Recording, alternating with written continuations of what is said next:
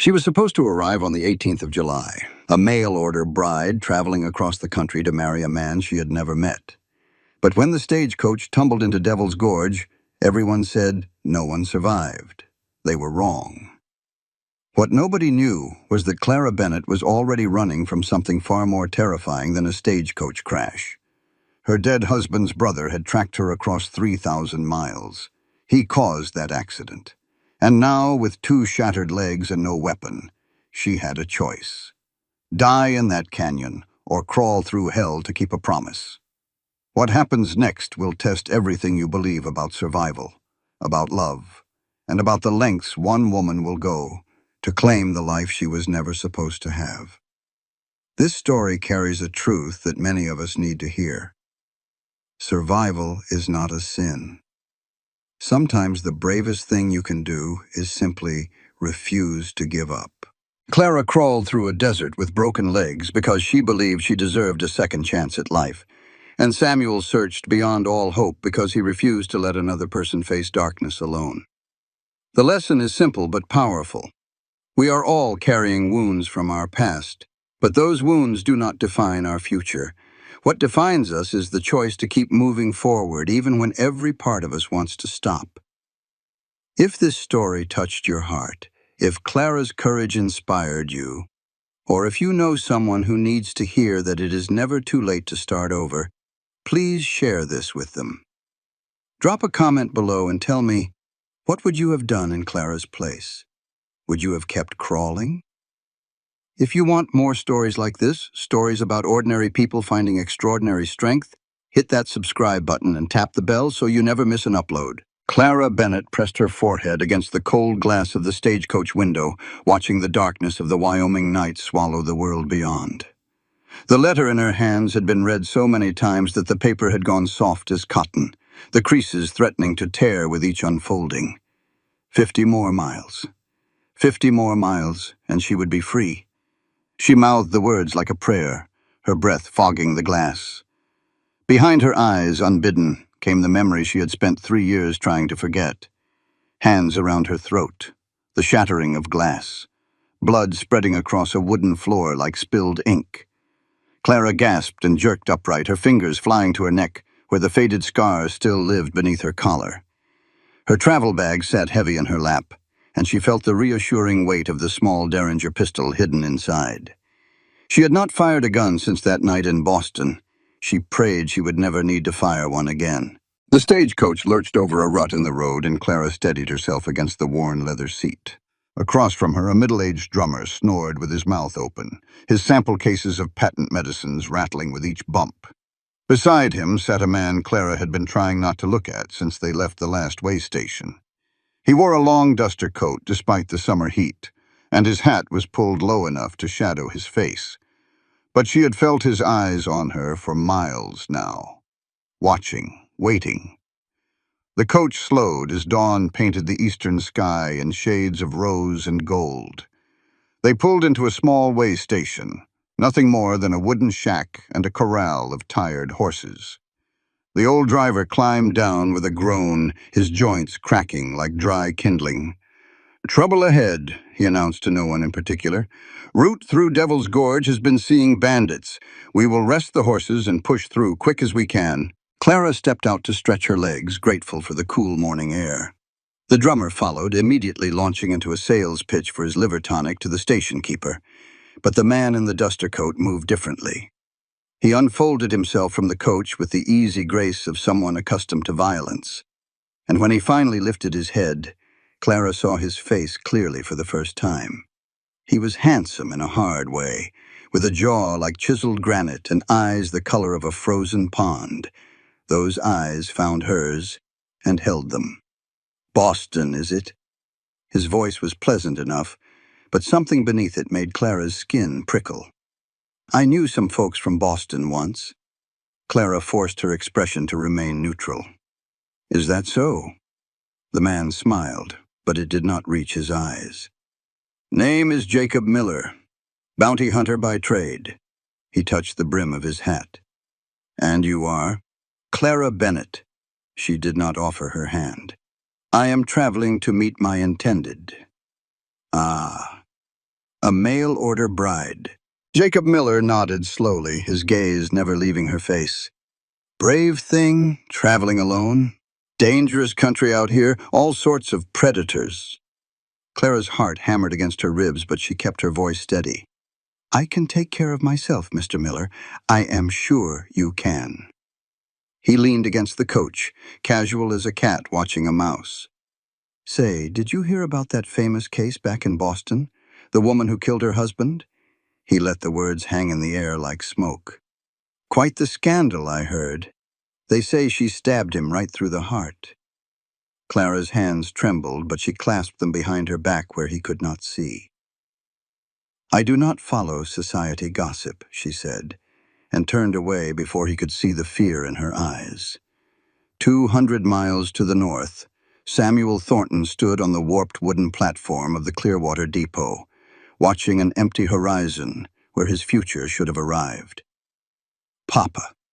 The small voice came from behind him. Rosie had been sitting on the bench for hours, her dark braids wilted in the heat, her small hands folded in her lap.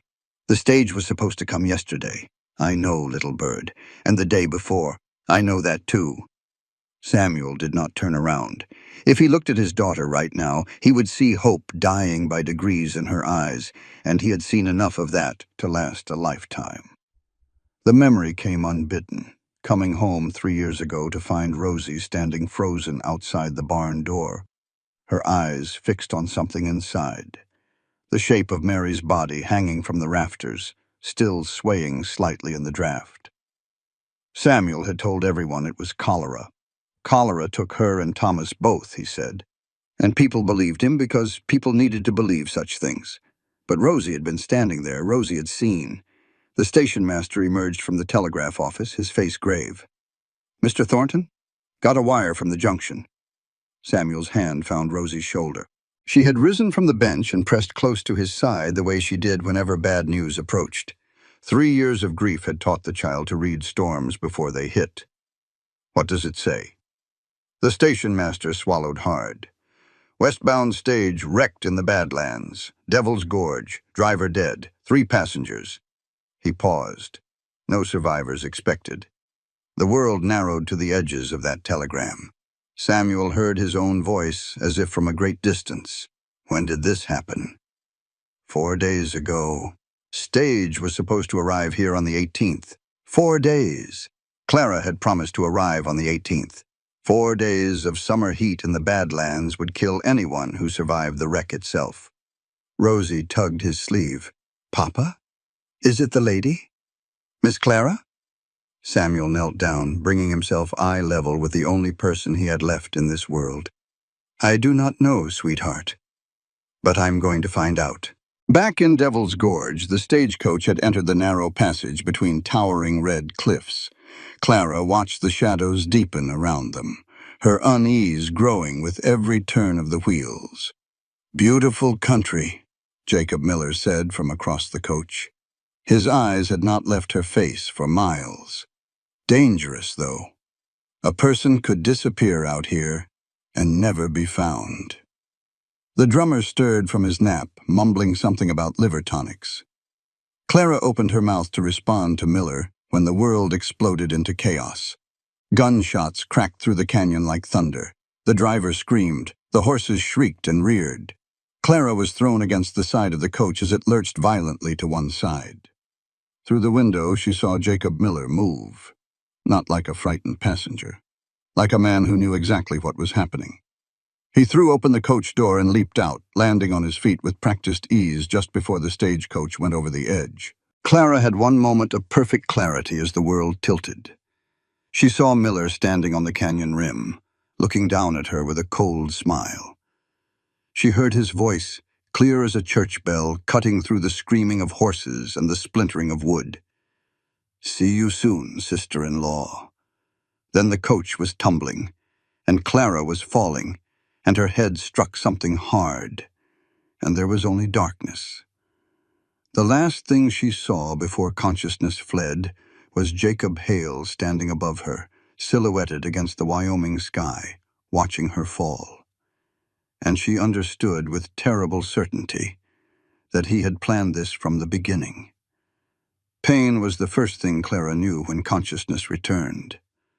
Pain in her legs, her ribs, her head, pain everywhere, as if her body had been taken apart and reassembled wrong. She opened her eyes to a sky the color of burnished copper, late afternoon light slanting through the canyon walls above her. The stagecoach lay in pieces around her, splintered wood and scattered luggage, and the terrible stillness of bodies that would never move again. The driver was dead. She could see him 20 feet away, his neck bent at an impossible angle. The drummer lay half buried under wreckage, his patent medicine bottles shattered around him like fallen stars. His chest did not rise. Clara tried to move and nearly screamed. Her right leg. Something was very wrong with her right leg. She forced herself to look down and immediately wished she had not. The bone was visible, white and jagged, pushing through torn flesh and blood-soaked fabric. Her left leg was bent strangely too, though at least the skin was intact. Dislocated, maybe. Or broken in a place she could not see. Her travel bag was gone. She searched the wreckage with desperate eyes, but found nothing. The derringer, the money, everything she had brought to start her new life. All of it taken. From somewhere above her, echoing off the canyon walls, came a voice she would never forget. Clara. Jacob Hale's call drifted down like poison on the wind. I know you are alive down there. Do not worry. I am coming to get you. Clara pressed her hand over her mouth to stifle the sob that tried to escape. Through tear-blurred vision, she looked up and saw him. A dark figure on the canyon rim, 100 feet above, watching through what must have been a spyglass. Did you really think you could run, Clara? His voice was conversational, almost friendly. Daniel might forgive you in hell, but I never will. Daniel. The name hit her like a physical blow. Daniel Hale. Her dead husband. And Jacob, his older brother, who had apparently spent 3 years tracking her across the country. The courts may have called it self-defense, Jacob continued, but I was there when they put my baby brother in the ground. I raised that boy after our folks died, changed his diapers, taught him to ride. And you put a knife in his heart. Clara's mind raced. The cliff below Jacob was sheer, nearly vertical. He could not climb down from where he stood. He would have to find another way around, and in this maze of canyons, that could take days. I will be seeing you soon, Clara. Jacob's voice grew fainter as he moved away from the edge. Real soon. Then silence, broken only by the distant cry of a hawk circling overhead. Clara lay still for a long moment, fighting the urge to simply close her eyes and let go. It would be easy. So easy to just stop fighting, to let the desert and the heat and the blood loss do what Jacob Hale had failed to finish. But then she thought of Samuel Thornton, a man she had never met, who had written her letters full of quiet hope and careful longing. A man with a daughter who needed a mother. A man who was waiting for her right now, wondering why she had not come. She had made a promise, and Clara Bennett did not break her promises. Move or die, she whispered to herself. Those are the only choices. She began to search the wreckage around her, dragging herself with her arms, biting back screams with every movement. She found a plank of wood from the coach wall, a strip of leather from the driver's harness, a flask of water that had somehow survived the fall. The splinting of her own leg was the worst thing she had ever done. She used the wood and leather to immobilize the broken bone, stuffing a wad of fabric into her mouth to muffle her screams. By the time she finished, she was shaking so badly she could barely see, and the sun had moved noticeably across the sky. But she could move now, not walk. Walking was impossible with 2 ruined legs, but she could crawl. Somewhere to the north, she could hear the faint sound of running water. A creek, maybe, or a spring. North was the direction of clear water. North was where Samuel waited. North was the only direction that mattered. Clara began to pull herself across the canyon floor, inch by agonizing inch, leaving a trail of blood in the red Wyoming dirt behind her. Night came, and with it came the cold. Clara found a shallow cave in the canyon wall, barely more than an overhang of rock, and dragged herself inside. Her body burned with the beginnings of fever, and her mind kept slipping sideways into memories she had spent years trying to bury. Daniel Hale had been charming when she met him, handsome and wealthy and full of promises. She had been 29 years old, already considered a spinster by Boston society, and grateful that any man would want her. She should have known, should have seen the cruelty beneath the charm, the possessiveness beneath the attention. But by the time she understood what he really was, it was too late. She was his wife, his property, under the law. 3 years of marriage. 3 years of broken bones and split lips and apologies that meant nothing. 3 years of being told she was worthless, stupid, lucky that anyone would have her. The night she killed him, he had come home drunk. She had looked at another man, he said, smiled at the baker's son when she bought bread that morning. Whore, he called her, and worse. And then his hands were around her throat, squeezing, and she could not breathe, and her vision was going dark. She did not remember reaching for the knife, did not remember the thrust that ended his life. She only remembered sitting beside his body until dawn, feeling nothing at all. Not relief, not grief, just emptiness, vast and cold as the space between stars. The court had called it self-defense. The jury had deliberated for less than an hour. But Boston society had its own verdict, and that verdict was guilty. Guilty of being a woman who fought back. Guilty of surviving. So she had run, changed her name, answered an advertisement for a mail-order bride, and fled as far west as the railroads would take her. And now Daniel's brother had found her anyway. "I chose to live," Clara whispered into the darkness of the cave. "That is all I did. I chose to live." She said it again, louder, as if the words could ward off the ghosts that haunted her. "I am not sorry. I would do it again." Somewhere in the distance, a coyote howled. Clara closed her eyes and let the fever pull her down into restless sleep. She woke to footsteps. Her eyes flew open, her heart pounding. Morning light filtered into the cave and someone was approaching. Heavy footsteps, deliberate and slow. Clara pressed herself against the back of the cave, her hands scrabbling for a rock, a stick, anything she could use as a weapon. She found a stone the size of her fist and gripped it tight, waiting. A shadow fell across the cave entrance. But it was not Jacob Hale who stood there.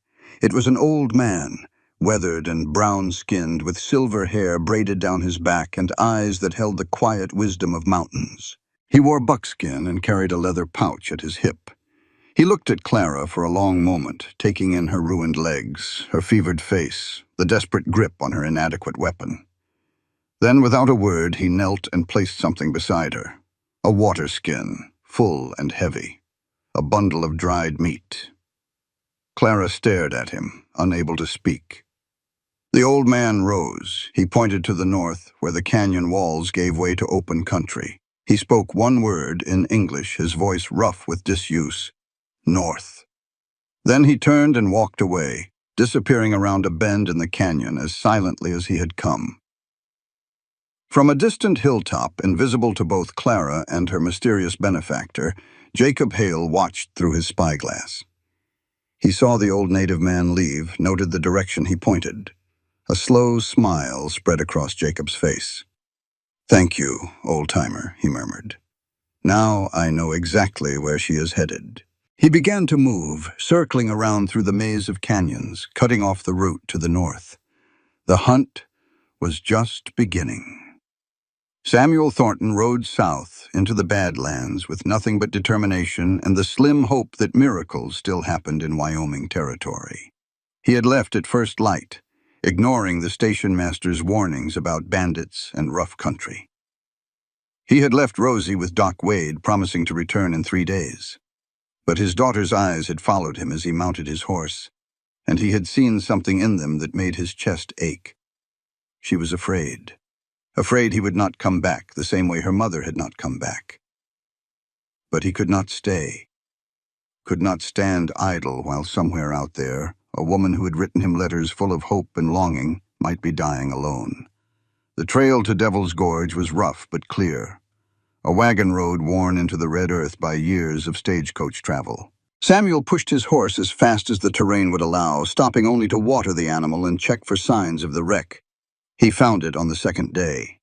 The stagecoach lay at the bottom of a steep ravine, broken into pieces like a child's toy thrown down in anger. Samuel tied his horse at the rim and climbed down carefully, his boots sliding on loose rock. The smell hit him first. 2 days in the summer heat had done its work on the bodies. Samuel covered his nose with his bandana and approached, forcing himself to look at each victim. The driver, a middle-aged man in a drummer's suit. No woman. Samuel's heart leaped. He searched the wreckage more carefully now, looking for any sign of Clara Bennett. He found a woman's travel bag, torn and empty. A Derringer pistol, the chamber fully loaded. Why would she leave behind a loaded gun? Then he saw the drag marks. 2 parallel grooves in the dirt, leading away from the wreck. Not animal tracks, too deliberate, too purposeful. Someone had crawled away from this place, and based on the distance between the grooves, that someone had been pulling themselves with their arms while their legs dragged uselessly behind. Samuel followed the trail. It led north toward Clearwater, weaving between rocks and scrub brush, but never veering from its general direction. Whoever had made these marks knew where they wanted to go. The blood was dry, brown and flaking, at least 2 days old, but the trail was clear, and Samuel Thornton followed it like a man possessed. 300 miles to the east, in a town called Clearwater, a stranger rode in on a tired horse. Marshal Cole Winters had been tracking a killer for 6 months now. A woman named Margaret Holloway, wanted for the murder of 2 husbands in Kansas and possibly a third in Missouri. She was clever, this Margaret, changing names and appearances like other women changed dresses. But Winters was patient. He had tracked worse. He tied his horse outside the sheriff's office and stepped inside, his federal badge catching the light from the window. Sheriff Perkins looked up from his desk, one hand drifting toward his gun, before he saw the badge and relaxed. "Help you, Marshal?" Winters pulled a folded paper from his coat and spread it on the desk. It was a sketch of a woman's face, pretty in an unremarkable way, with light eyes and dark hair. "Name is Cole Winters, United States Marshal. I am tracking a woman wanted for murder in Kansas. Goes by different names, last seen heading this direction."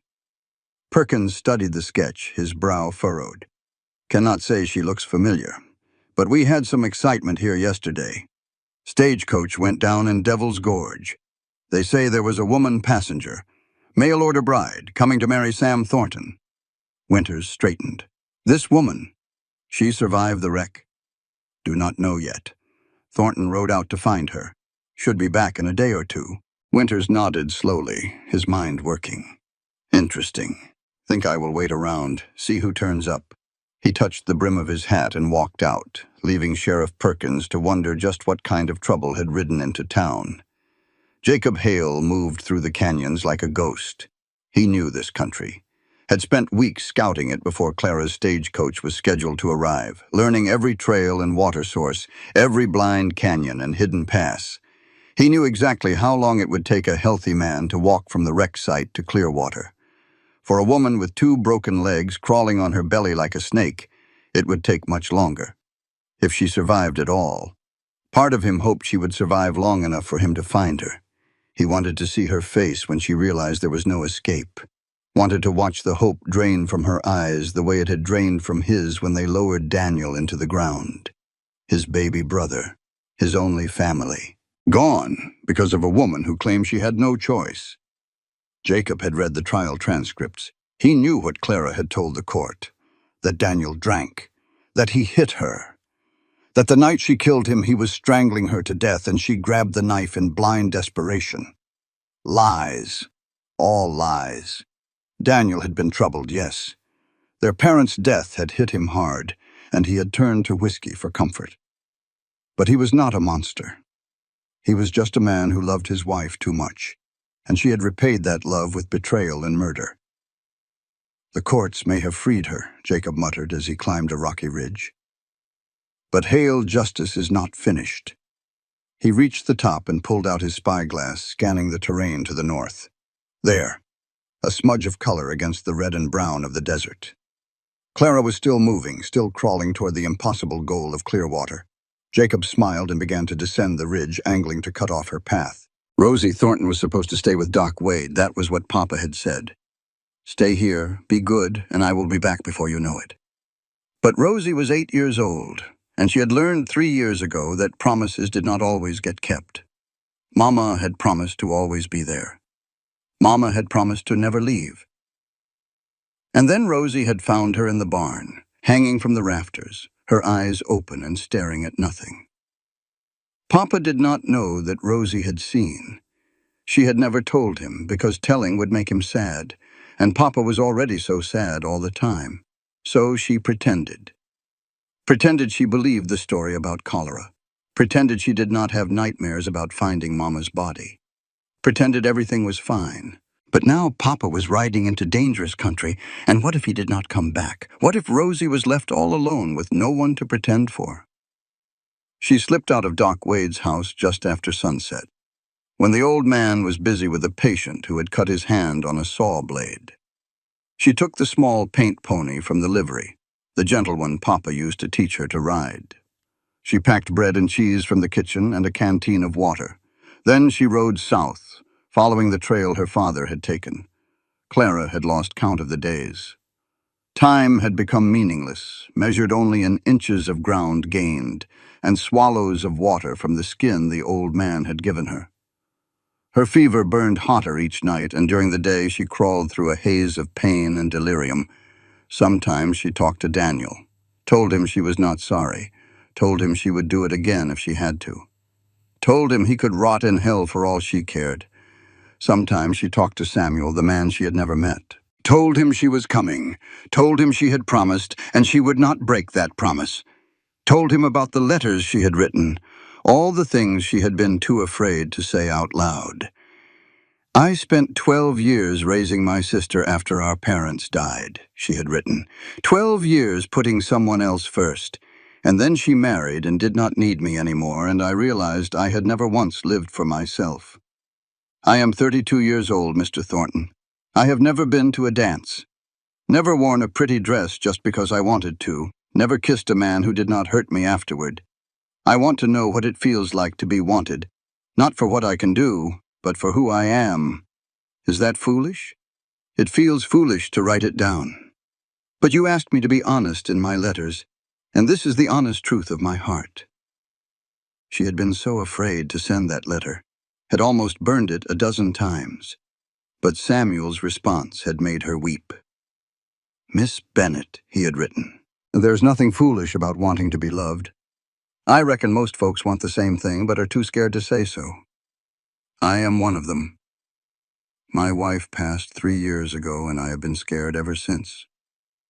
Scared to hope. Scared to try again. But your letters make me less scared. And I think maybe that is what love is supposed to do.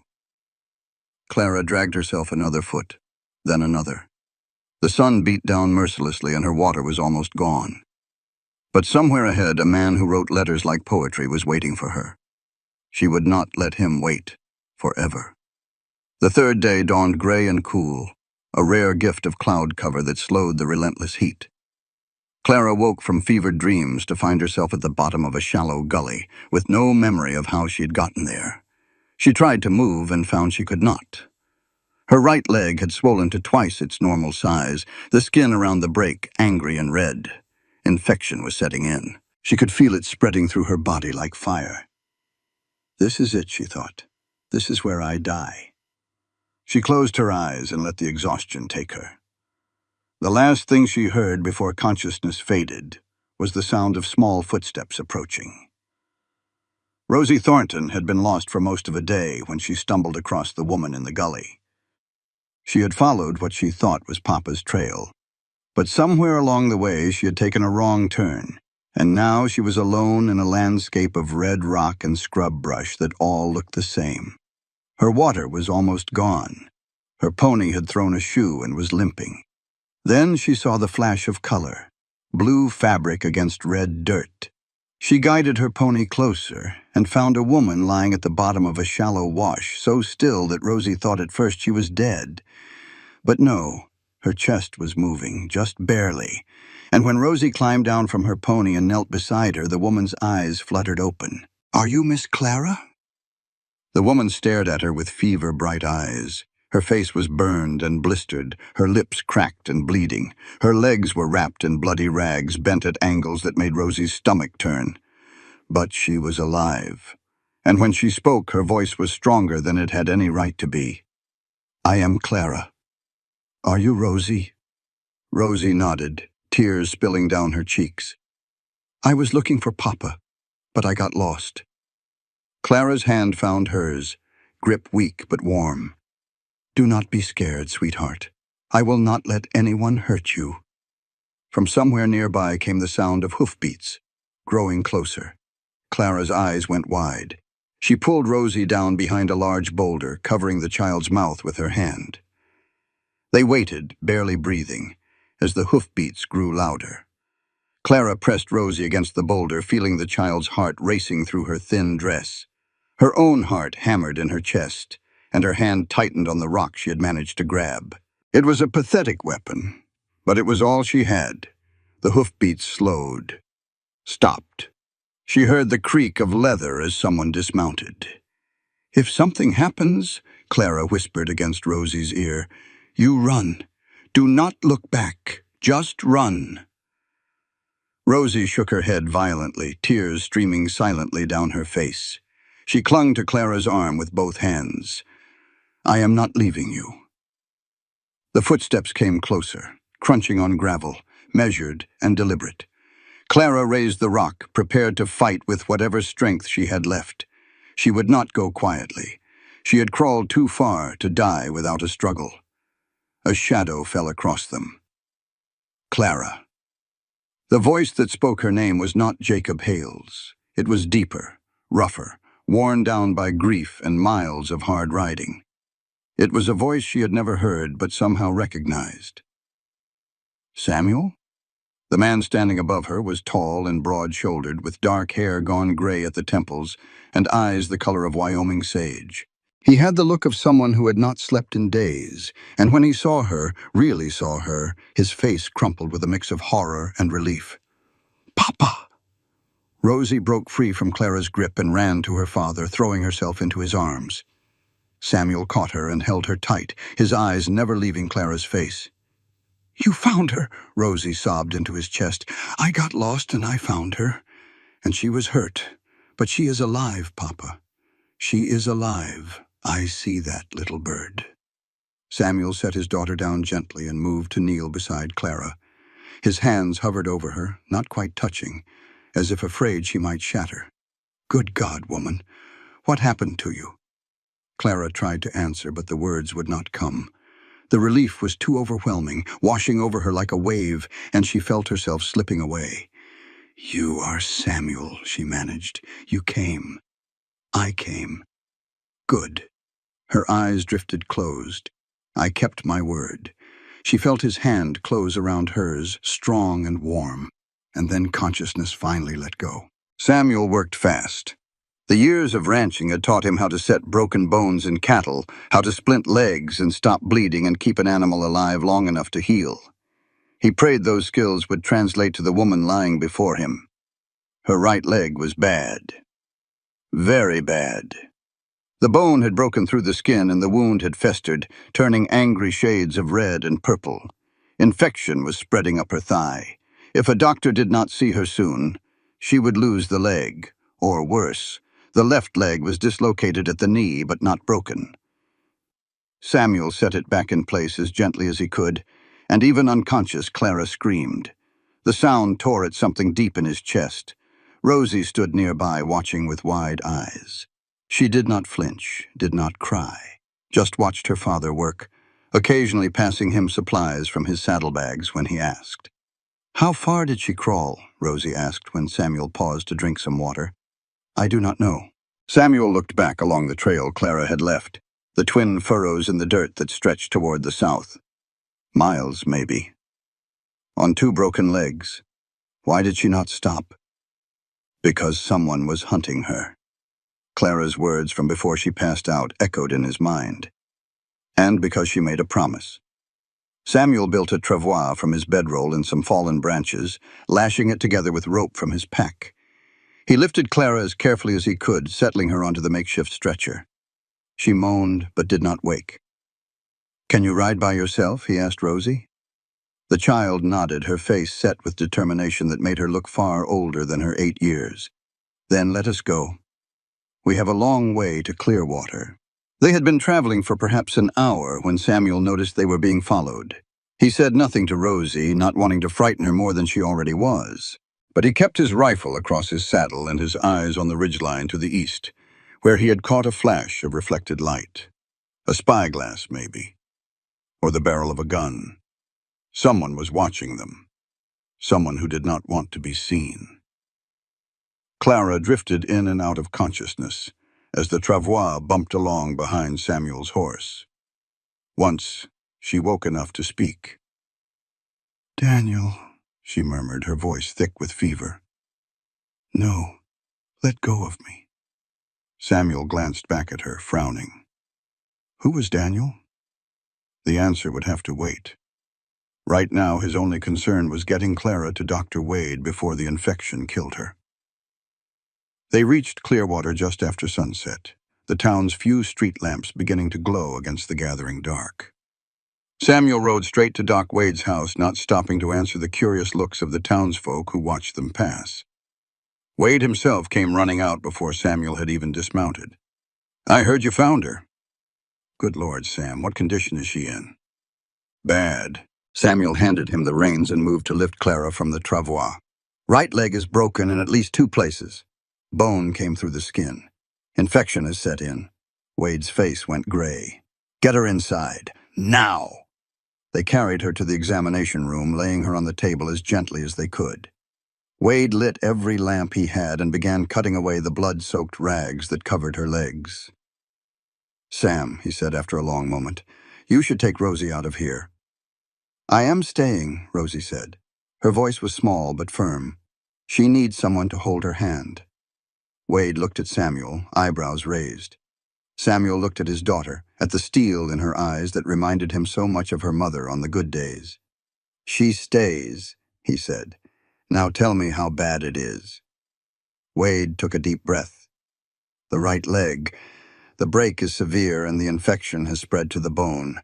I can try to save it, but if I fail, the infection will kill her within days." He met Samuel's eyes. "Or I can take the leg now. That gives her the best chance of survival." "No." The word came from Clara. Her eyes were open, fever bright, but lucid. "Miss Bennett." Wade moved to her side. "You should not be awake. I heard what you said." Clara's voice was stronger than her body had any right to produce. "You are not taking my leg. Ma'am, the infection. I did not crawl 3 miles on 2 broken legs to lose one of them." Clara fixed the doctor with a stare that could have melted iron. "I should have died 5 times this week. If God wanted me dead, he had plenty of chances. Try to save it." Wade looked at Samuel. "Sam?" "It is her leg." Samuel moved to Clara's side, taking her hand. "Her choice." "All right, then." Wade rolled up his sleeves. "This is going to hurt. A lot.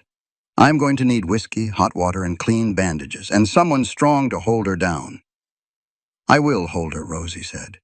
Everyone stared at the 8-year-old girl. "I know how to help," Rosie continued, her chin raised.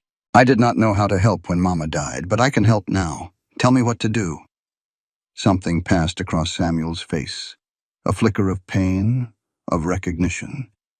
He looked at his daughter as if seeing her for the first time. "All right, little bird, you hold her hand. Do not let go, no matter what. I will not." The surgery took 2 hours. Clara screamed until her voice gave out, then whimpered, then fell silent. Rosie held her hand the entire time, murmuring reassurances that Clara probably could not hear, but that seemed to help anyway. Samuel held Clara's shoulders, keeping her still while Wade worked, trying not to look at the blood and pus and exposed bone. Finally, Wade stepped back, his hands trembling with exhaustion. I have done what I can. The leg is cleaned and set. Whether she keeps it depends on the infection. If the fever breaks in the next 2 days, she might survive.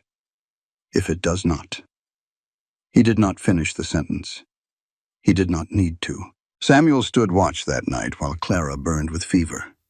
He sat in a chair beside her bed, watching her chest rise and fall, counting each breath as if afraid she might stop. Rosie had fallen asleep on a cot in the corner, finally surrendering to exhaustion.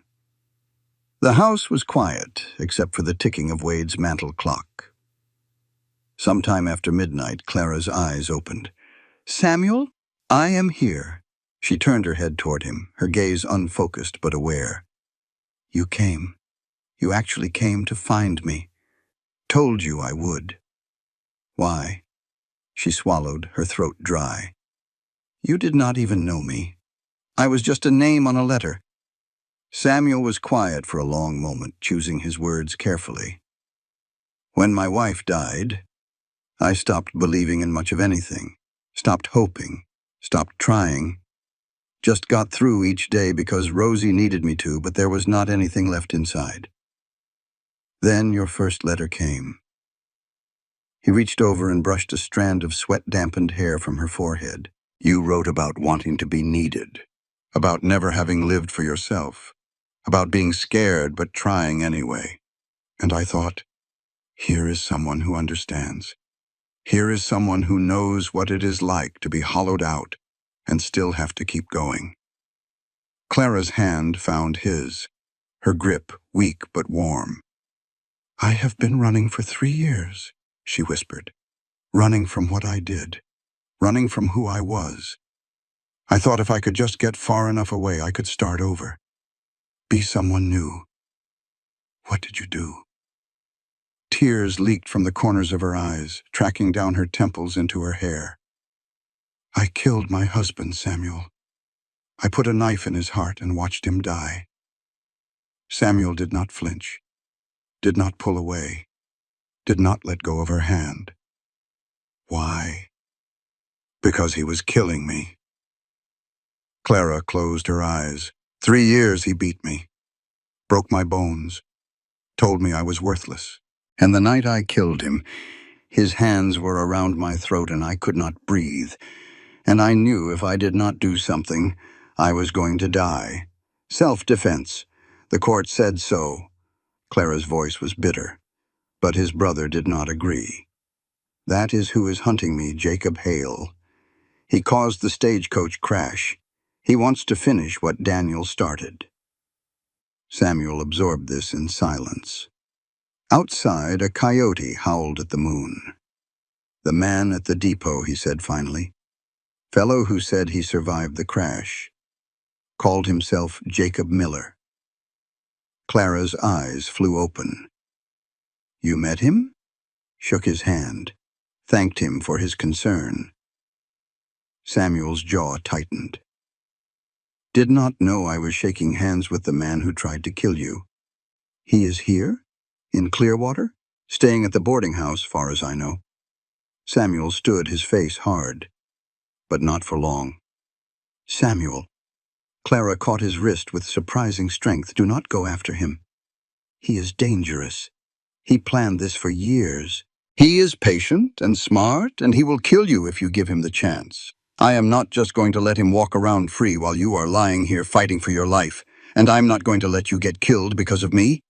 Clara pulled him closer, forcing him to meet her eyes. "Please, stay with me tonight. We can figure out what to do about Jacob tomorrow. Just stay." Samuel looked at her for a long moment. The woman who had crawled through hell to keep a promise. The woman who had killed to survive and carried the guilt like a stone around her neck. The woman who was asking him to stay. He sat back down in his chair, his hand finding hers again. "I am not going anywhere," he said. Clara closed her eyes. For the first time in 3 years, the fear that had been her constant companion seemed to ease, just a little. She slept. And outside, standing in the shadows across the street from Doc Wade's house, Jacob Hale watched the lamplight in the window and smiled. Clara's fever broke on the third day. She woke to morning light streaming through the window and the smell of coffee drifting from somewhere nearby. Her body ached in ways she had not known were possible, but the burning fog that had clouded her mind was gone. Doc Wade stood at the foot of her bed, his face slack with disbelief. "Well, I will be damned," he said. "Pardon my language, Miss Bennet. It is Thornton now," Clara murmured. "Or it will be. If he still wants me." Samuel appeared in the doorway, Rosie peeking out from behind his legs. They both looked like they had not slept in days. "Still want you," Samuel said. That was never in question. They moved her to a proper bed in Wade's spare room, and over the next week Clara began the slow process of healing. Her right leg remained a concern. Wade had saved it from amputation, but the bone was setting crooked, and he warned her she might never walk without a limp. "Better a limp than a grave," Clara said. "I will take it." Samuel came every day, sometimes bringing Rosie, sometimes alone. They talked for hours, filling in the gaps that letters could not cover. He told her about the ranch, about the creek that ran year-round, about Mary's piano that had not been played since her death. She told him about Boston, about her sister Sarah, whom she had raised and lost to marriage, about the empty years of teaching other people's children while her own life slipped away. They did not talk about Daniel, not yet. That wound was too fresh, too dangerous. But it hung between them like smoke, a presence neither could ignore. Meanwhile, Clearwater buzzed with rumors. The mail-order bride had arrived after all. Not on the stagecoach like expected, but crawling through the desert on broken legs. Some called it a miracle. Others called it suspicious. And a few, influenced by whispers from a charming bounty hunter named Jacob Miller, called it something worse. Jacob had been busy. He had introduced himself around town as a survivor of the stagecoach crash, spinning a tale of heroism and tragedy that had the townsfolk hanging on his every word. He had bought drinks at the saloon, donated money to the church, and made himself generally indispensable. And wherever he went, he dropped little hints about Clara Bennet. "Terrible shame about that crash," he would say. "Lucky I jumped clear before it went over. That poor woman, though, the one who survived?" He would shake his head sadly. "I hate to speak ill, but there are things about her past. Troubling things." Eleanor Price was particularly receptive to these hints. Eleanor was 45, wealthy and bitter. She had set her cap for Samuel Thornton years ago, and his continued indifference to her charms had curdled into resentment. When Jacob Miller began telling her about the new bride's unsavory history, she listened with eager ears. "You mean to say she killed her husband?" Eleanor leaned forward over her tea, eyes bright with malicious interest. "Self-defense, they called it." Jacob's smile was thin as a blade. "But I knew Daniel Hale. He was my cousin, a gentle soul, would not hurt a fly. And she murdered him, stabbed him right through the heart." Jacob let his voice catch, a masterful performance of grief. "The courts let her go. But justice is not always served in courtrooms, is it, Mrs. Price?" Eleanor considered this. "And now she is here, planning to marry Samuel Thornton, so it seems." Eleanor's face hardened. "Something should be done." Jacob nodded slowly. Something should be done indeed. Marshal Cole Winters had been watching Jacob Miller since the day he rode into town. Something about the man did not sit right. He was too charming, too helpful, too eager to ingratiate himself. In Winter's experience, men who tried that hard to be liked usually had something to hide, so he watched, listened, asked questions without seeming to ask them. He learned that Jacob Miller had arrived in town the same day as the stagecoach crash, that he claimed to be a bounty hunter but had no papers, no warrants, no official business with the law, that he was spreading rumors about the woman Samuel Thornton had pulled from the desert. And he learned that Jacob Miller was not his real name. A telegraph to the marshal's office in Boston confirmed it. Jacob Hale, brother of Daniel Hale. Daniel had been killed 3 years ago by his wife, self-defense, according to the court. But Jacob had disappeared shortly after the trial, and there were warrants outstanding in Texas for assault. Winters kept this information to himself for now. He had his own quarry to catch, a woman named Margaret Holloway who had killed at least 2 husbands for their money. The sketch she carried did not match Clara Bennett. Different bone structure, different eye shape. But Jacob Hale was interesting. Very interesting indeed. 2 weeks after arriving in Clearwater, Clara attempted to stand on her own for the first time. Samuel was there, ready to catch her. So was Rosie, practically vibrating with nervous energy. Doc Wade stood nearby with a cane, ready to hand it over if she could manage to stay upright. Clara placed her hands on the arms of her chair and pushed herself up. Her left leg took the weight easily enough. Her right leg. Fire shot up through her hip and her knee buckled. She would have fallen if Samuel had not caught her, his arms going around her waist. "I have got you," he said. Clara gripped his shoulders, breathing hard. His face was inches from hers. She could see the flecks of gold in his green eyes, the stubble on his jaw, the worry lines etched around his mouth. And then his arm shifted, sliding up her back, and his forearm brushed against her throat. Everything stopped. Clara could not breathe, could not move. The room vanished, replaced by a memory of hands squeezing, of Daniel's face contorted with rage, of darkness closing in. She heard herself making a sound, something between a gasp and a whimper. Samuel released her immediately, stepping back with his hands raised. "Clara." His voice seemed to come from very far away. "Clara, look at me." She could not. Her eyes were fixed on nothing, seeing only the past. "Clara, you are safe. You are in Clearwater. Daniel is dead. He cannot hurt you." The name cut through the fog. Daniel is dead. She had killed him. He was dead and buried and gone. Slowly, the present came back into focus. Doc Wade's spare room, the afternoon light through the window. Rosie's frightened face. Samuel standing 3 feet away, his expression a mix of concern and dawning understanding. "I am sorry," Clara whispered. Her whole body was shaking. "I am sorry. When you touched my neck, you do not have to explain. He used to strangle me." Clara forced the words out. "Daniel. When he was angry. His hands around my throat." She touched her collar where a faint scar was visible if you knew to look. "I thought I was over it. I thought." The body remembers what the mind tries to forget. Samuel's voice was gentle. "You got nothing to apologize for." Clara looked at him. This man who should have run screaming from her baggage, her trauma, her broken body and broken past. Instead, he just stood there, patient and steady as a mountain. "How can you want me?" she asked. "How can you want someone so damaged?"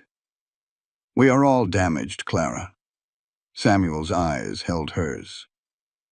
"Some of us just hide it better." That night, Clara could not sleep.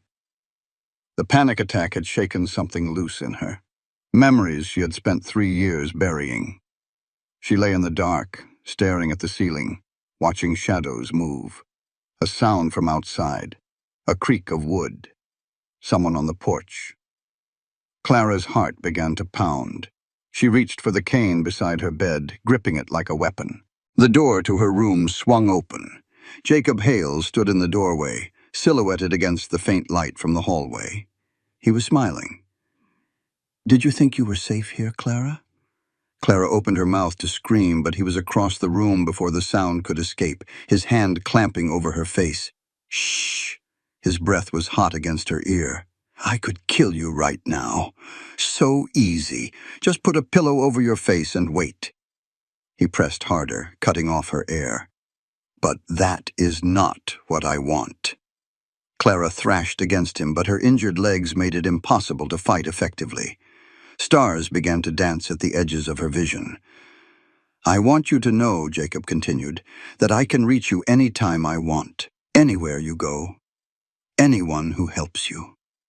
He released the pressure slightly, letting her gasp for breath. "When I kill you, Clara, you will see me coming. I want you to have time to be afraid."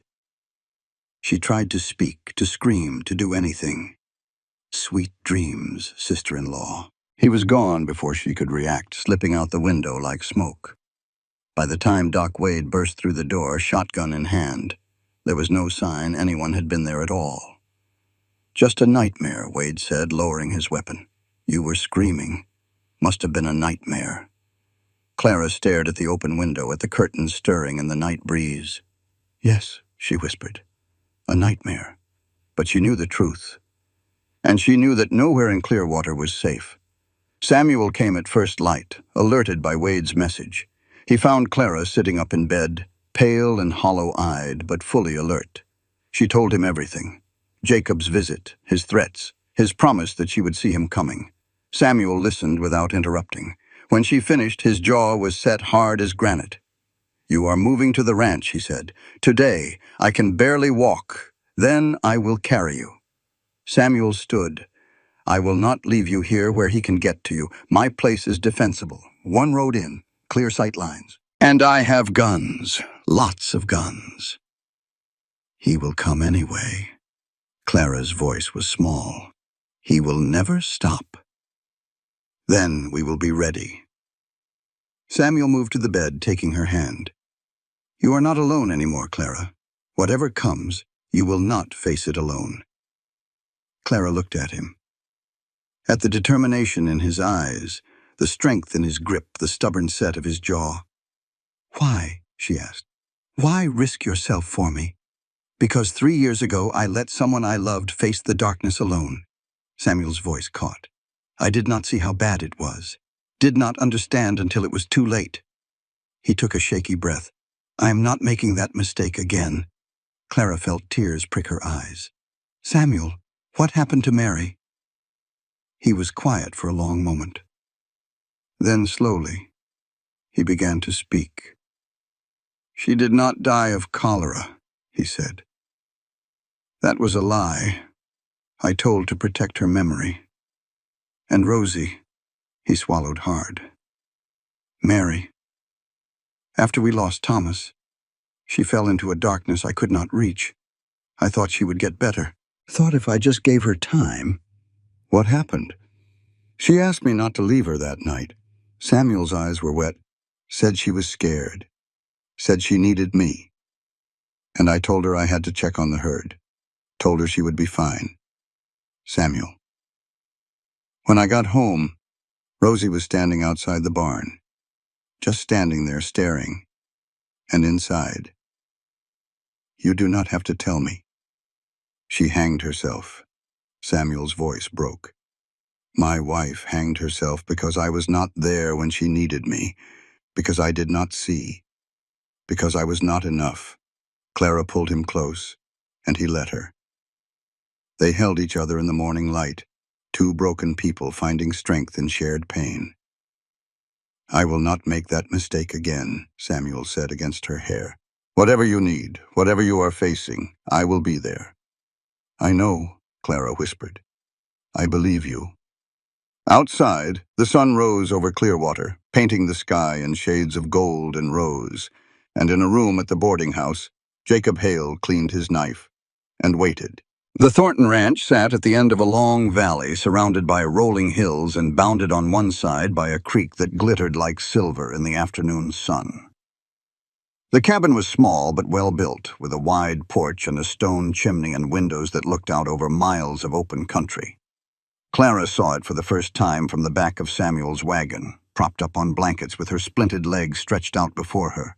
Despite everything, despite the pain and the fear and the uncertainty, something in her chest unclenched at the sight. It looked like home.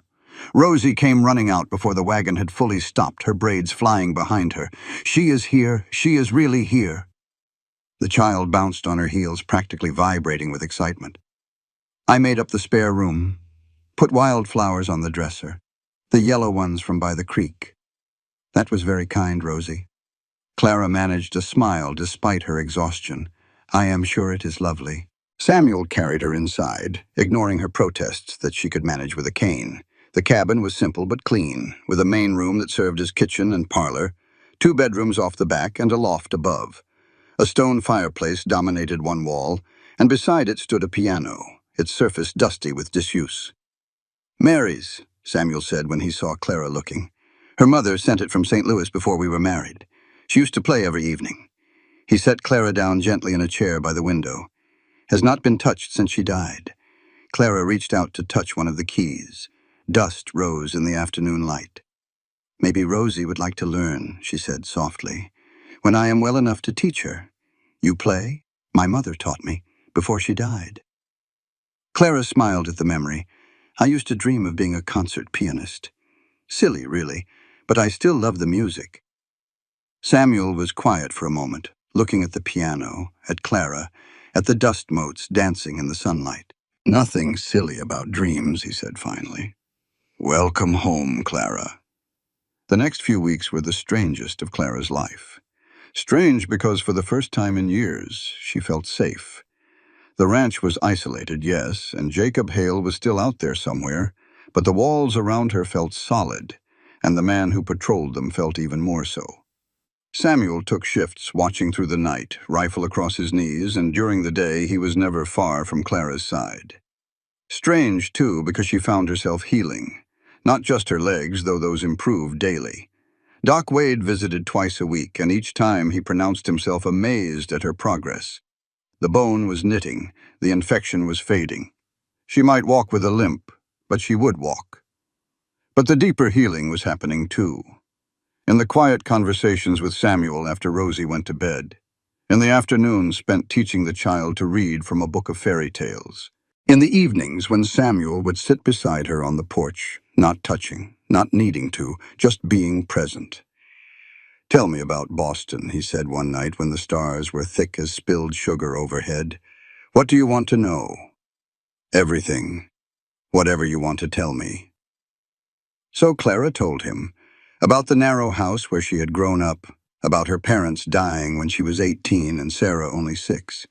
About the years of work and sacrifice to keep her sister fed and clothed and educated. I was a governess, she said, for wealthy families.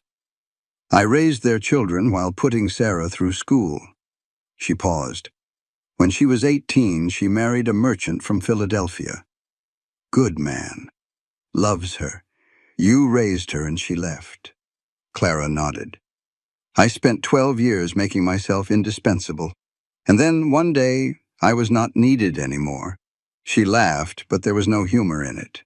I did not know who I was without someone to take care of. Is that why you married Daniel?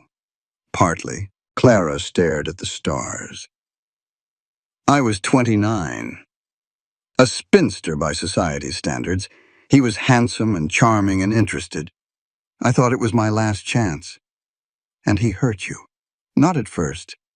The first year he was everything I dreamed of. Attentive, generous, loving. Clara's hands twisted in her lap. Then I lost the first baby. Miscarriage at 4 months. And something changed in him. Samuel reached over and took her hand. She let him. The beating started small, a slap here, a shove there, always with apologies after, always with promises to do better. But it got worse. By the 3rd year, I was covered in bruises more often than not. He broke my arm twice, cracked my ribs, and always he told me it was my fault, that I deserved it, that no one else would ever want me. You survived. I killed him. Clara's voice was flat. The night he died, he came home drunk, accused me of looking at another man. He started choking me, and I just knew that this time he was not going to stop. She touched her throat, where the scar hid beneath her collar. I grabbed a knife from the table. I did not even think, just grabbed it and stabbed, and he fell. Self-defense. The court said so. Clara finally looked at Samuel. His face held no judgment, only understanding. But I still killed him. I watched the life drain out of his eyes. And the worst part? She swallowed hard. I was not sad. I was not scared. I was just empty. Because you had been dying for 3 years. Samuel squeezed her hand. He just died faster. Clara blinked. No one had ever put it that way before. You are not a murderer, Clara. Samuel's voice was firm. You are a survivor.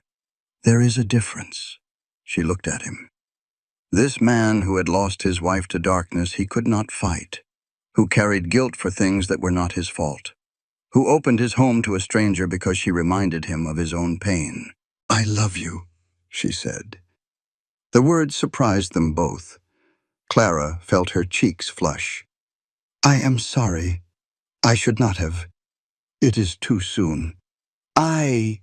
Samuel kissed her. It was gentle, almost hesitant, like he was asking a question he was afraid to hear the answer to. Clara answered by pulling him closer, her hands fisting in his shirt, 3 years of loneliness crashing against the walls she had built around her heart. When they finally broke apart, both of them were trembling. "I love you too," Samuel said. "Been loving you since your first letter. Just took me a while to admit it." Clara laughed, really laughed, for the first time in years. "We are quite a pair," she said, "both of us too scared to hope." Samuel touched her face, his calloused thumb tracing the line of her cheekbone. "Maybe we can be scared together," he said. "Seems easier that way." Rosie found them holding hands on the porch the next morning and broke into a grin that could have lit up the whole valley. "Does this mean you are getting married?" "That depends." Samuel looked at Clara. "Will you have me?" Clara pretended to think about it. "Well, you do have a nice ranch, and a pretty good horse." "What about me?" Rosie demanded. "I am pretty good too. You are the best part of the deal, little bird." Clara opened her arms, and Rosie threw herself into them. "Yes, I will marry you. Both of you." Rosie whooped with joy. Samuel's face split into a smile that took years off his weathered features, and for one perfect moment, none of them remembered that danger was still out there, waiting. But danger had not forgotten them. Back in Clearwater, Jacob Hale was putting the final pieces of his plan into place. He had spent weeks cultivating Eleanor Price, feeding her jealousy, stoking her resentment. Now it was time to harvest what he had sown. "Mrs. Price," he said, meeting her in the back room of the general store. "What if I told you I had evidence that Clara Bennett killed more than just her husband?" Eleanor's eyes widened. "What do you mean?" "The stagecoach crash." Jacob leaned forward, his voice dropping to a conspiratorial whisper. "I was there. I saw what happened. She killed the driver, killed the other passenger, left them to die while she saved herself. But I thought she was injured. Injured, yes. But only because I tried to stop her." Jacob touched his temple, where a faint scar had appeared, carefully self-inflicted to support his story. "She attacked me when I interfered. I barely escaped with my life." Eleanor's face hardened. "And now she is out at Samuel's ranch, playing the victim, getting ready to marry a good man under false pretenses." "Exactly," Jacob nodded sympathetically. "The law has not done its job, but perhaps public pressure might encourage them to look more closely at the evidence." "What kind of evidence?" "I have documents, witness statements." Jacob smiled his cold smile. "But I need someone respectable to bring them forward, someone the townsfolk will believe." Eleanor straightened. "I am on the church board, the ladies' auxiliary. People trust me." "Yes, they do." Jacob handed her a folder of papers, documents he had spent weeks forging. "All I need is for you to share these with Sheriff Perkins. Let the law take its course." Eleanor took the folder, her eyes gleaming with righteous indignation. "That woman has fooled everyone," she said, "but not me. I will see justice done." Jacob watched her go, satisfaction curling in his chest. The trap was set. All that remained was to spring it. The rumors reached the ranch before the law did.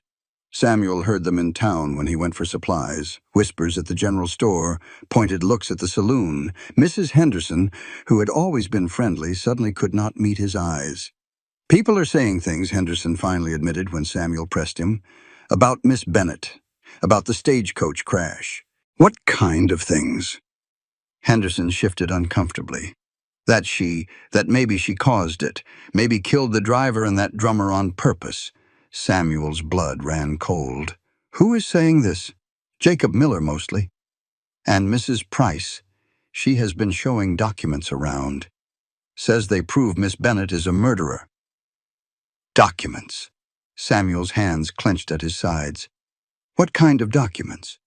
I do not know. Henderson backed away slightly. Look, Sam, I like you, I do. But if there is even a chance that woman you brought home is dangerous. She is not dangerous. Samuel's voice was hard. She is the victim here. Jacob Miller is not who he says he is.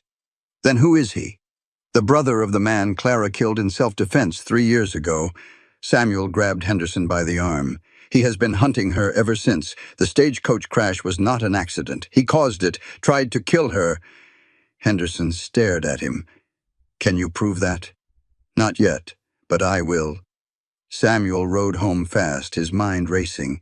Jacob was making his move. The slow game of whispers and rumors was building to something, and Samuel did not want Clara anywhere near Clearwater when it came to a head. But he was too late.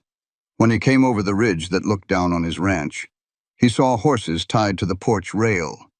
The sheriff's horse. And another he did not recognize. No. He spurred his mount forward, covering the last mile at a gallop. By the time he reached the cabin, he could hear raised voices inside. Samuel burst through the door to find Clara standing in the middle of the room, Rosie clinging to her skirt. Sheriff Perkins stood awkwardly near the fireplace, and Jacob Hale leaned against the wall, arms crossed, smiling like a cat with a mouthful of feathers. "Mr. Thornton," the sheriff tipped his hat. "Sorry to intrude, but we have had some serious allegations made." Allegations. Samuel's hand dropped to the gun at his hip. "What kind of allegations?" "Murder." Jacob stepped forward. "This woman killed the stagecoach driver and the other passenger. I witnessed the whole thing, you lying piece of—" "Samuel." Clara's voice stopped him. Her face was pale but composed. "Let the sheriff speak." Perkins cleared his throat. "Mr. Miller here has provided documents, signed statements, a detailed account of what happened in that canyon." He shifted uncomfortably. "Ma'am, I have to ask, did you cause that stagecoach to crash?" "No." Clara's voice did not waver. "The crash was caused by an ambush. Someone shot the driver. Someone who was not on the coach. Miller says he was on the coach. Says you attacked him when he tried to stop you from murdering the others. Then Miller is lying." Jacob laughed. "Of course she says that. She is a husband killer. She lies as easily as she breathes. Shut your mouth." Samuel took a step toward him. "Easy there." Perkins held up a hand. "Nobody's getting violent here." He turned to Clara. "Ma'am, given the seriousness of these allegations, I am going to have to ask you to come to town for questioning." "Papa?" Rosie's voice was small and frightened. "What is happening?" "It is all right, little bird." Clara stroked the child's hair. "The sheriff just wants to talk. I will be back soon." "Clara!" Samuel moved to her side, taking her hand. "You do not have to go. He has no warrant." "Actually." Perkins pulled a folded paper from his pocket. "Judge Thompson signed this an hour ago. Warrant for the arrest of Clara Bennett on suspicion of murder." The world tilted. Samuel felt Clara's grip tighten on his hand. "It will be all right," she said, though her voice trembled. "I survived a trial before. I can survive another." "You will not have to." Samuel faced the sheriff. "This man is not who he claims. His real name is Jacob Hale. He is the brother of Clara's dead husband. He has been hunting her for 3 years. The stagecoach crash was his doing, not hers." Perkins frowned. "That is a serious charge. Can you prove it?" "Not yet," Jacob answered smoothly. "Because it is not true. My name is Jacob Miller. I have papers to prove it. Forged papers. The only forgery here is the life this woman has been living." Jacob stepped closer to Clara. "Sister-in-law." His voice dropped low enough that only she could hear. "I told you that you would see me coming." Clara's face went white. "She knows the truth." Jacob straightened, addressing the room. "Look at her face. Guilty as sin. Enough." Perkins moved between them. "Miss Bennett, you will have to come with me. Mr. Thornton, you can visit her at the jail tomorrow." But right now, I need everyone to stay calm." Samuel watched helplessly as the sheriff led Clara to his horse. She looked back once, meeting his eyes. "Find the old man," she said. "The one who helped me in the canyon. He saw everything." Then she was gone, riding toward Clearwater with her hands bound and Jacob Hale following close behind. Rosie burst into tears. Samuel gathered her close, his mind already racing through everything he knew. Jacob had made his move. But the game was not over yet. The Clearwater jail was a small building attached to the sheriff's office with 2 cells made of iron bars and wooden floors. Clara sat on the narrow cot in the first cell, her splinted legs stretched out before her, and tried not to think about how close the walls felt. At least they had not put her in chains. That was something. Perkins brought her dinner at sunset. Plain food, nothing fancy, but hot and filling. He lingered by the bars, clearly uncomfortable. "For what it is worth," he said, "I'm not sure I believe Miller's story. Something about the man does not sit right. Then why arrest me? Because I have a warrant and documents and a respected citizen telling me you are a killer." Perkins sighed. "Look, I know Samuel Thornton. Known him his whole life. He's a good judge of character. If he trusts you, that means something, but not enough. Not enough to ignore a judge's order. I am sorry." He left, and Clara was alone with her thoughts. She had been here before. Not this exact cell, but one like it. After Daniel's death, waiting for her trial. 3 days in a Boston jail, surrounded by whispers and accusations. Certain she would hang.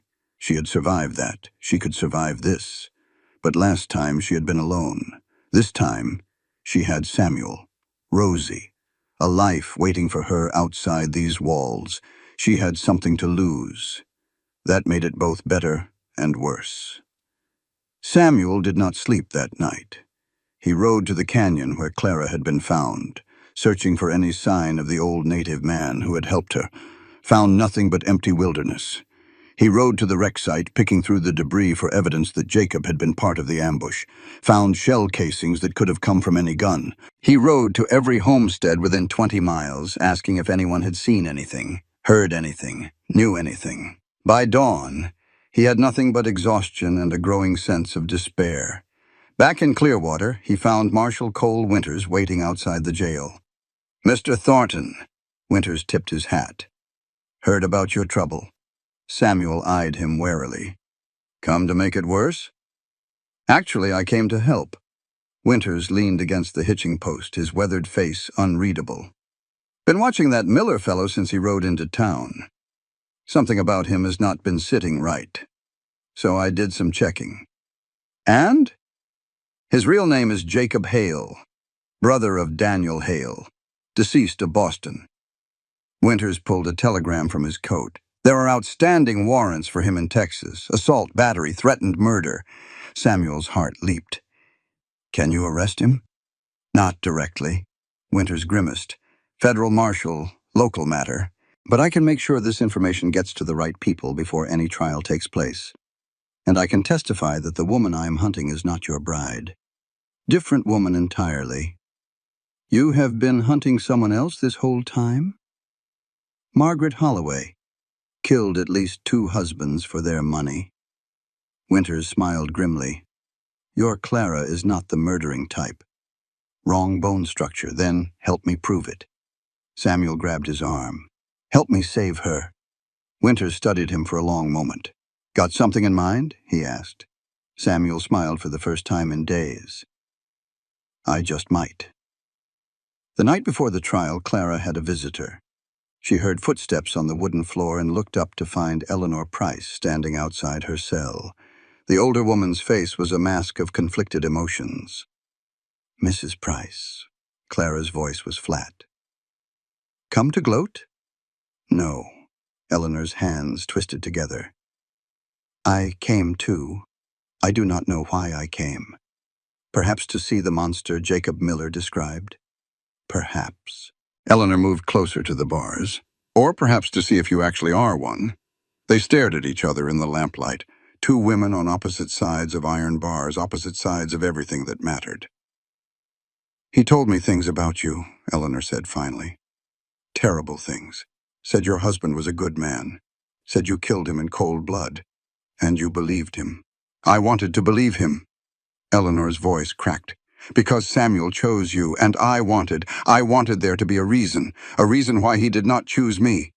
Clara should have felt anger. Instead, she felt only a tired kind of understanding. Jacob Hale is Daniel Hale's brother, she said. Daniel was my husband. And he was not a good man, Jacob said. Jacob lied. Clara gripped the bars. Daniel beat me for 3 years, Mrs. Price. Broke my bones, knocked out my teeth, made me lose 2 babies. She pulled down her collar, revealing the scar on her throat. The night I killed him, he was strangling me to death. I grabbed the only thing within reach and I survived. That is all I did. I survived. Eleanor stared at the scar. Her face had gone pale. I did not know. No one knows. Clara's voice broke. Because a woman who kills her husband is a monster, no matter the reason. That is what the world believes. That is what you believed. Eleanor was quiet for a long moment. When she spoke again, her voice was barely a whisper. My husband beat me too. Clara went still. For 10 years. Eleanor's eyes filled with tears. He broke a bottle over my head on our wedding night. After that, it was just normal. I thought that was what marriage was. Mrs. Price, I wanted to kill him. Eleanor's voice was fierce now. Every single day I wanted to pick up a knife and end it, but I was too scared, too weak. And then he got consumption and died, and I was free, and I hated myself for being relieved. Clara reached through the bars and took Eleanor's hand. That is not weakness, she said. That is survival. We do what we have to do. I helped Jacob. Eleanor's face crumbled. I gave his papers to the sheriff. I told everyone you were a murderer. Because I was jealous and bitter and I wanted to believe the worst about you. I know. Can you forgive me? Clara thought about the 3 days she had spent crawling through the desert. The years she had spent running. The lifetime of judgment and cruelty. I do not know, she said honestly. But I understand. And maybe that is a start. Eleanor wiped her eyes. What can I do to make it right? Clara squeezed her hand. Tell the truth, she said. Whatever that costs you. Tell the truth. The trial was held in the Clearwater Church, the only building large enough to hold everyone who wanted to watch. Clara sat at a table near the front, her hands folded in her lap, her face composed. Samuel sat behind her with Rosie.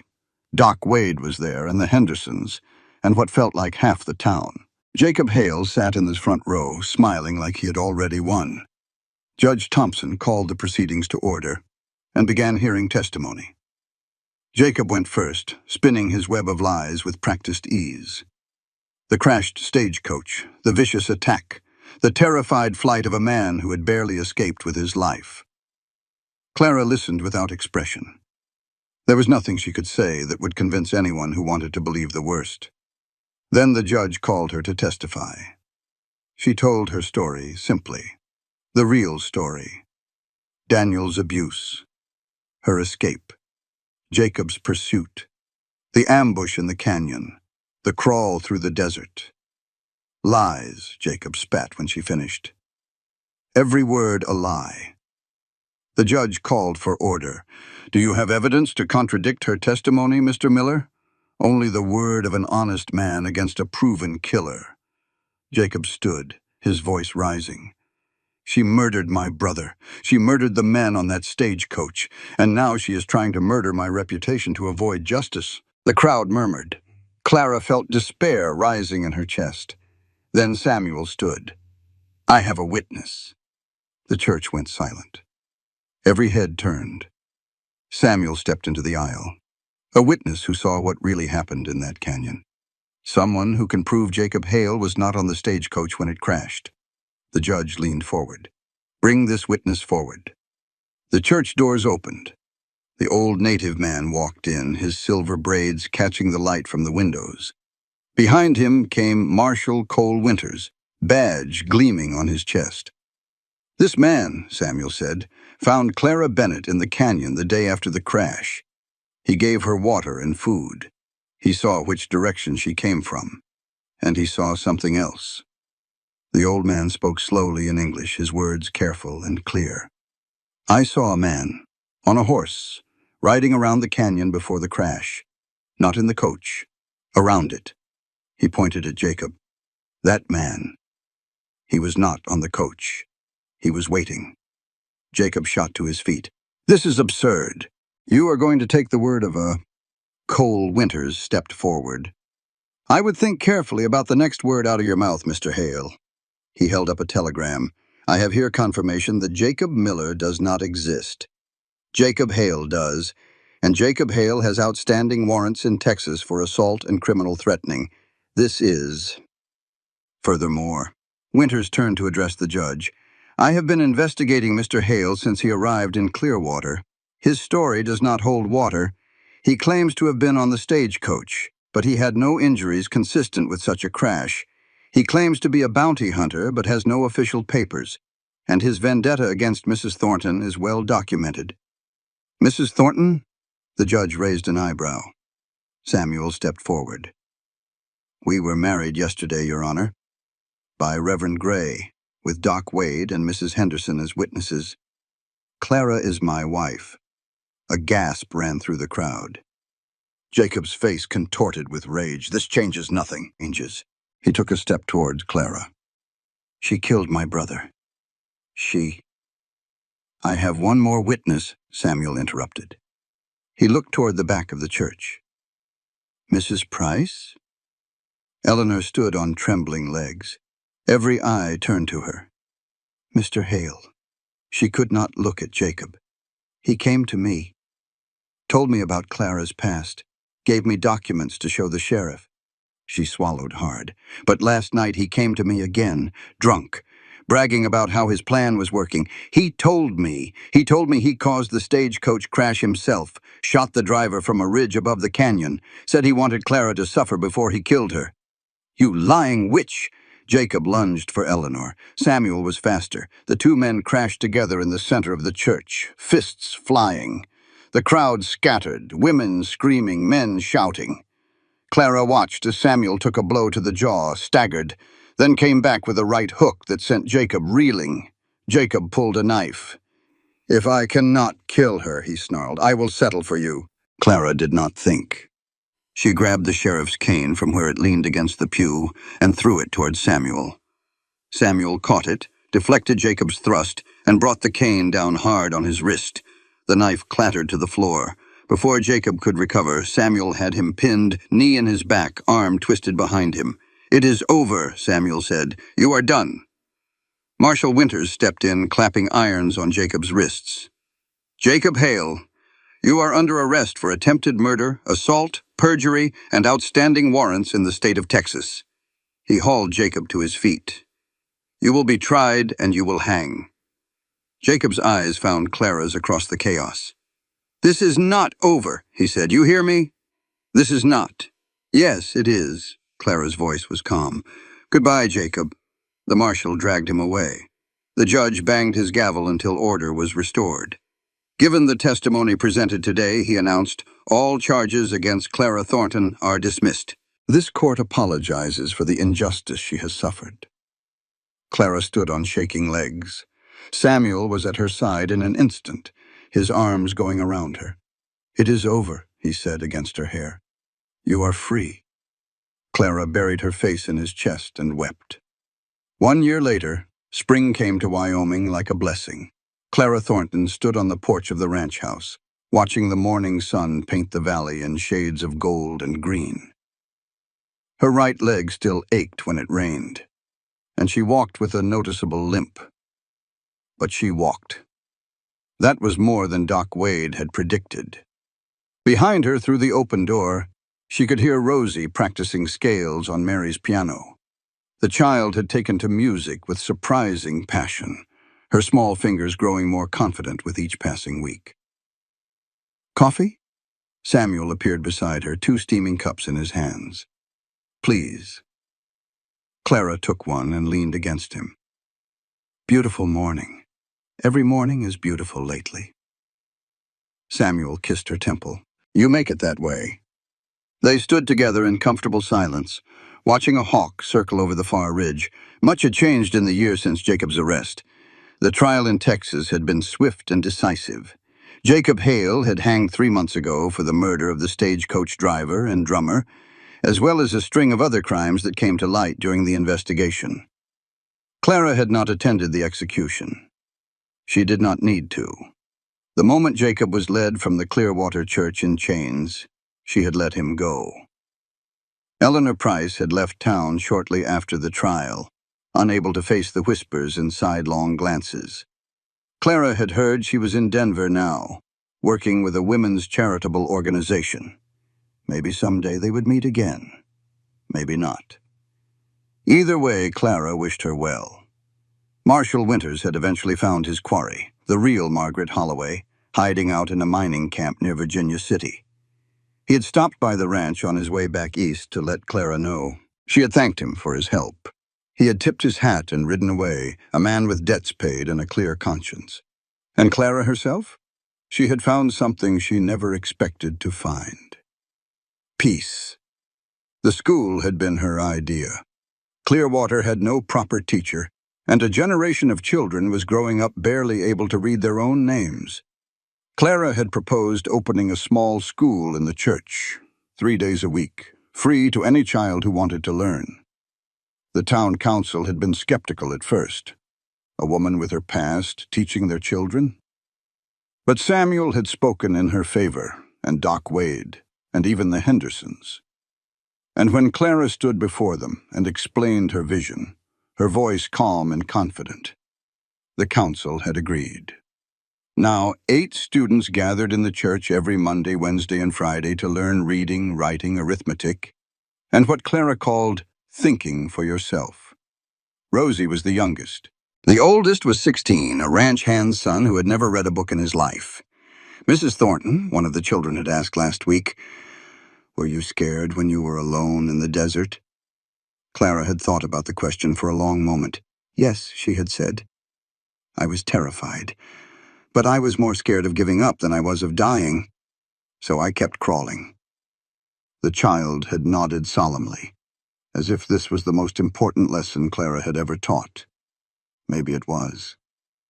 That evening, Clara walked alone to the small cemetery behind the ranch house. Mary's grave was simple, a wooden marker with her name and dates, surrounded by wildflowers that Clara had planted in the spring. Thomas rested beside her, his marker even smaller.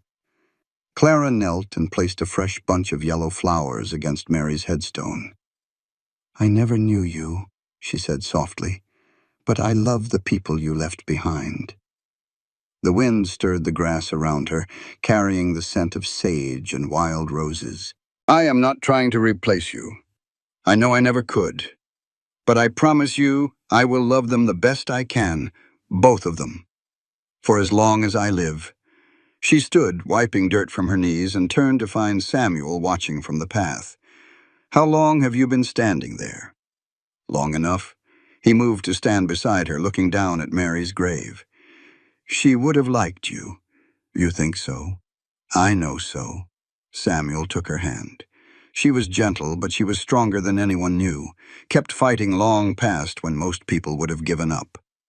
"Like me? Like you." He pulled her close. "You are more alike than you know." They stood together as the sun sank toward the western hills, 3 people in the quiet of the evening, 2 living and 1 remembered. "I used to be angry at her," Samuel admitted, "for leaving, for not telling me how bad it was, for making me find her in that barn. And now? Now I understand." He was quiet for a moment. "She was drowning, and I did not see it. I was too busy, too focused on the ranch and the cattle and all the things I thought were important. When she reached out that last night, I was not there. You could not have known." "Maybe not. Maybe there was nothing I could have done. But I will never know for sure." Samuel turned to face her. "That is why I searched for you when the stagecoach went missing. That is why I kept looking when everyone said there was no point. You did not want to make the same mistake twice. I could not let another woman I loved face the darkness alone. Samuel's eyes were wet. Even if I did not know you yet, even if you were just a name on a letter, you deserved someone who would not give up. Clara reached up to touch his face. You found me, and I will keep finding you. Samuel kissed her forehead. Every day, for the rest of our lives. That night, they lay on the hillside behind the cabin, watching stars wheel overhead. Sometimes I still dream about the desert, Clara said. About crawling through the dirt with my legs broken. Is it frightening? No. She smiled in the darkness. In the dream, I know you are coming. I know you will find me. So I just keep crawling. Samuel's hand found hers. I will always find you, he said, no matter where you are. Clara closed her eyes, listening to the Wyoming wind, feeling Samuel's heartbeat steady beside her. Rosie was asleep in the cabin. Biscuit the dog curled at her feet. The piano that had been silent for 3 years was full of music again. She thought about everything she had survived. Daniel's fists, Jacob's hunt, 3 days crawling through hell with nothing but a promise to keep her moving. She thought about the letters she had written, full of hope she was afraid to feel, the man who had answered them, the child who called her Mama. They said the mail-order bride never arrived. But she had arrived, not on the stagecoach, not on the schedule, not in the way anyone expected. She had crawled through fire and come out the other side. And she was finally home. 5 years later, the Thornton Ranch was a different place. The original cabin had grown. New rooms added to accommodate a family that kept expanding. There was a proper kitchen now with a wood stove that actually worked. A parlor where Mary's piano stood polished and tuned. Bedrooms enough for everyone. Clara stood at the window of the parlor watching the autumn sun set over the valley. Her cane leaned against the wall beside her, rarely needed these days, but always close at hand. Some things you never completely left behind. Mama? A small voice tugged at her skirt. Clara looked down at her son. Thomas Samuel Thornton, named for the brother Rosie had lost and the man who had saved Clara's life, was 3 years old and had his father's green eyes. Yes, sweetheart? Rosie says dinner is ready. Then we should not keep her waiting. Clara scooped Thomas into her arms and carried him toward the kitchen where the smell of roast chicken filled the air. Rosie, at 13, had grown into a capable young woman. She had Clara's love of books and Samuel's stubborn determination, and she ran the household with an efficiency that would have impressed a cavalry sergeant. I made your recipe, she said as Clara entered, the one from your mother's cookbook. It smells wonderful. Clara set Thomas in his chair and kissed Rosie's forehead. Where is your father? Coming. Samuel appeared in the doorway, dust on his boots and hay in his hair. Sorry. Lost track of time with the new foals. Wash up. Clara smiled at him. Dinner is waiting. They gathered around the table, 4 Thorntons now instead of 2, and Samuel said grace the way he did every evening. Thanks for the food, the family, the life they had built from the ashes of their pasts. Clara looked around the table at the faces she loved. Her husband, weathered and strong, still looking at her like she was the best thing that had ever happened to him. Her daughter, because Rosie was her daughter now in every way that mattered, growing into the woman she was meant to become. Her son, born in this valley, who would never know hunger or fear or the weight of secrets too heavy for small shoulders. This was what she had crawled through the desert for. This family, this life, this belonging. After dinner, Clara played the piano while Rosie helped Thomas with his letters. Samuel sat in his chair by the fire, whittling something from a piece of cedar, the way he did every evening when the day's work was done. Play Mama's song, Thomas demanded. Clara smiled and began the melody that Rosie had learned from the old sheet music, the song Mary used to play on long-ago evenings before darkness took her. The notes filled the cabin, sweet and sad and somehow hopeful, a bridge between the past and the present. When the song ended, Samuel set down his whittling. Come sit with me, he said. Clara crossed to him, settling into the chair beside his. He took her hand the way he always did, his thumb rubbing circles on her palm. "Happy?" he asked. Clara thought about the question. She thought about the woman she had been 5 years ago, broken in body and spirit, crawling through a desert because it was better than giving up. She thought about the letters that had started everything. Two lonely people reaching across the emptiness to find each other. She thought about all the things she had never expected to have. Love, family, a home where she was wanted for who she was, not what she could do. "Yes," she said, "happy."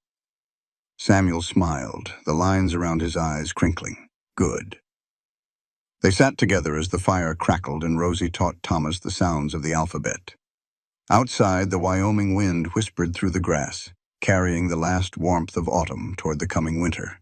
Clara closed her eyes and let the peace wash over her. They said some promises were written in blood before they were spoken aloud. But other promises were written in survival, in the choice to keep going when everything said stop, in the decision to trust again when trust had been betrayed. Clara Bennett had made a promise to a man she had never met. She had sealed it in blood and crawl and sheer stubborn refusal to die. And Samuel Thornton had kept a promise too, to search beyond hope, to love beyond fear, to build something beautiful from the wreckage of what came before. They had found each other in the wilderness, two broken people with their broken pasts, and they had chosen to be whole together. That was what belonging meant.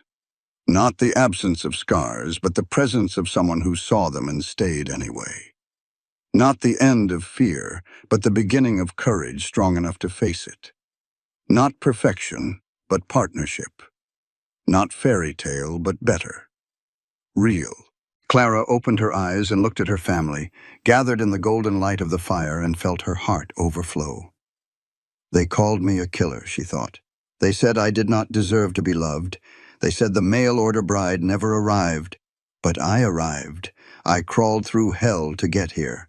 And I am never leaving. She squeezed Samuel's hand, and he squeezed back, and that was all that needed to be said. Outside, the first stars were appearing in the darkening sky. Inside, a family was home. This content was carefully researched, developed, and manually edited by our team to deliver meaningful stories with valuable life lessons. Every narrative is crafted to entertain, inspire, and empower our audience. We believe that great stories can change lives, and we are committed to bringing you content that matters. Thank you for being part of our community.